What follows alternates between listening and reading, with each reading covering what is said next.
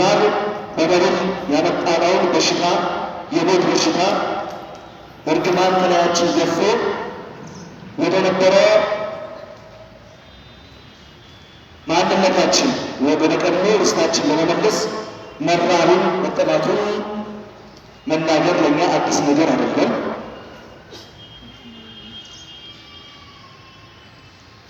ያን ብቻ አይደለም፣ ሁሉን የሚገዛ ሁሉን የሚመራ የኃያላን ኃያል የነገሥታት ንጉሥ ሆኖ ሳለ በፈጠረው ፍጥረት በሰው ልዩ ልዩ ጽዋትወ መከራን የተቀበለ መሆኑን ሁላችንም እናውቃለን። ራስን ድሃ ማድረግ ማለት በእነዚህ አይነቶቹ ሰብአዊ ባህሪ ራሱን ድሃ አድርጎ እኛን ባለጸጎች አድርጎናልና የመንፈስ ድህነት ማለት በመንፈስ ራስን ዝቅ አድርጎ በእግዚአብሔርም በሰው ፊት መታየት በታይታ አይደለም፣ በተግባር ማለት ነው። ራሱን ዝቅ አድርጎ እግሮች ሲያጥብ አይተናል። የሐዋርያት እግር በትሕትና ራስን ዝቅ አድርጎ በዕድሜ የሚበልጡንም ሆነ የሚያንሱንም ብናጠብ ያ የመንፈስ ድህነት ይባላል። በሰውም ፊት በእግዚአብሔርም ፊት ራስን ድሃ ማድረግ በመንፈስ ማለት ያ ነው። ይሄ እግዚአብሔራዊ ባህሪ ይባላል። ትሕትና እግዚአብሔራዊ ባህሪ ነው። ሲቀጥል የሚያዝኑ ብፁዓን ናቸው ምድርን ይወርሳሉና ይላል። የሚያዝኑ ብፁዓን ናቸው ይጽናናሉና፣ በኋላ ይጽናናሉና። እግዚአብሔር የአዳም መውደቅ የአዳም መፍገምገም የአዳም ከእግዚአብሔር ልጅነት መለየት አላስደስተው፣ ይልቁንም አሳዘነው።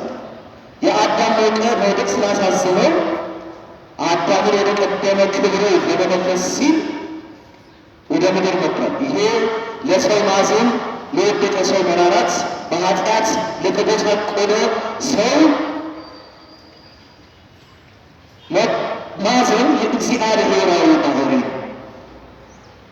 የሰው ልጅ በንስሐ መመለስ ደግሞ ለእግዚአብሔር ደስታ ነው። ለዛ ነው ብዙ ኃጢአት እንሰራለን፣ ብዙ ክፋት እንሰራለን፣ ብዙ ተንኮል እንሰራለን፣ በብዙ የምቀኝነት መንገድ እንሄዳለን፣ በብዙ የጥፋት መንገድ እንሄዳለን፣ በብዙ የርኩሰት መንገድ እናልፋለን። ነገር ግን እግዚአብሔር ቤታችንን አይሻምና ያን ኃጢአታችንን፣ በደላችንን፣ ርኩሰታችንን በንስሐ አጥበን እንድንመለስ የምንመለስበትን ዕድሜ ይጨምርልናል። ምድራዊ ንጉሥ ምድራዊ ገዥ ቢሆን ስለ ጥፋታችን አፍታ እንኳን አያልፈን፣ በፍርድ ሸንጎ ያቆመናል።